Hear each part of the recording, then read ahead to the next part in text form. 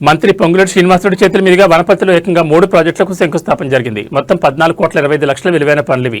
ఇందులో కీలకంగా రాజా బంగ్లా పునరుద్ధరణ 10 కోట్లతో ఈ చారిత్రక భవనాన్ని ఆధునిక హెరిటేజ్ కేంద్రంగా తీర్చిదిద్దనున్నారు. సంస్థాన కాలం నాటి వైభవం మళ్లీ కనిపించబోతోంది. ఇక భక్తి కోసం వెంకటేశ్వర ఆలయానికి 2 కోట్లు, పాలన కోసం రేవల్లి మండల కాంప్లెక్స్కి 2.25 కోట్లు కేటాయించారు. ఈ కార్యక్రమంలో మంత్రులు జూపల్లి కృష్ణారావు, వాకటి శ్రీహరి, ఎమ్మెల్యే మేఘారెడ్డి పాల్గొన్నారు.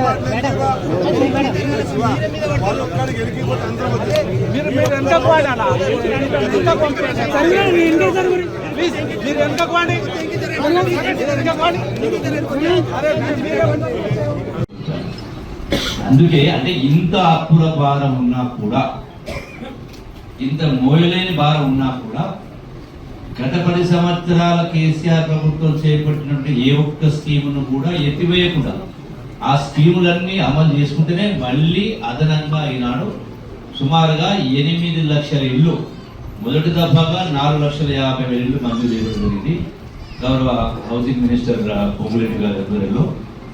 మళ్ళీ ఈ సంవత్సరము హైదరాబాద్ 1,00,000 ఇళ్ళు, మరో 2.5 లక్షల ఇళ్ళు సుమారుగా మీ దగ్గర. ఈ వేదిక ద్వారా మీ అందరి తరఫున భగవంతుని నేను మరి కోరుకుంటూ, మీ దీవెనలతో ప్రజా ప్రభుత్వం వచ్చి 2.5 సంవత్సరాలు పూర్తయింది.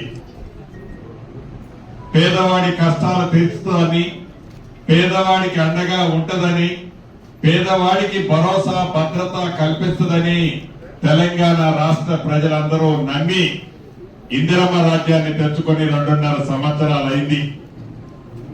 ఈ ప్రభుత్వానికి ముఖ్యమంత్రిగా ఈ ప్రాంతవాసి గౌరవ ముఖ్యమంత్రి రేవంత్ రెడ్డి గారిని మనందరం చేసుకున్నాం. ఈ సందర్భంగా రాష్ట్రం అంతా ఒక ఎత్తు అయితే ఉమ్మడి మహబూబ్ నగర్ జిల్లా ఒక వంతు. ఇందాక స్థానిక శాసనసభ్యులు అడిగినా, పెద్దన్న జూపల్లన్న అడిగినా, ఇంకొక మిత్రుడు అన్న శ్రీహరన్న అడిగినా, ఎవరు అడిగినా గౌరవ ముఖ్యమంత్రి గారికి చెప్పాల్సిందే, గౌరవ ముఖ్యమంత్రి గారి పర్మిషన్ తీసుకొని చేయాల్సిందే. అయితే వీళ్ళ విషయంలో ఈ ప్రభుత్వానికి ఒక చాలా క్లారిటీ ఉంది. ఒత్తి మాటలు చెప్పే ప్రభుత్వం కాదిది, మాయ మాటలు చెప్పి మోసగించే ప్రభుత్వం కాదిది. ఒక మాట చెప్పింది అంటే అది చేసి చూపిస్తుంది. ఒక మాట అన్నది వరం ఇచ్చింది అంటే తల తాకట్టు పెట్టైనా ఆ వరాన్ని పూర్తి చేస్తుంది. అది ఉండి చెయ్యి ఆనాటి దొరవారు చూపించి వదిలితే మీరెన్నుకున్న ఈ ప్రజా ప్రభుత్వం వచ్చిన తర్వాత గౌరవ ముఖ్యమంత్రి రేవంత్ రెడ్డి గారి నాయకత్వంలో పేదవాడి కష్టం తెలిసిన ఈ ప్రభుత్వం ఇళ్లకి మొదటి విడత రాష్ట్ర వ్యాప్తంగా 4.5 లక్షల ఇళ్లు ఇస్తూ ప్రతి నియోజకవర్గానికి 3,500 ఇళ్లు ఇచ్చాం. ఏదో ఇల్లు ఇచ్చాం, ఇందాక శ్రీహరణ చెప్పినట్లు ఏముందలే కాంగ్రెస్ వాళ్ళు ఉత్తత్త కాగితాలు ఇస్తారు, ఆ కాగితాలు నేలకు గెచ్చుకోవడానికి పనికిరావని ఆనాడు కారుకోతలు కూసిన ఆ పింక్ కలర్ వాళ్ళకి బుద్ధి చెప్పే విధంగా ఒక్క రూపాయి కూడా కరప్షన్ లేకుండా, ఒక్క రూపాయి కూడా లంచం ఇవ్వకుండా ఇల్లు నువ్వు పేదవాడు అయింటే చాలు, నీది ఏ కులమని అడగల, నీది ఏ మతమని అడగల, చివరికి నువ్వు కాంగ్రెస్ పార్టీకి ఓటేశామని కూడా ఇల్లు ఇచ్చేటప్పుడు అడగల. పేదవాడు అయ్యుంటే చాలు, పేదవాడు అయి ఉన్న ప్రతి ఒక్కడికి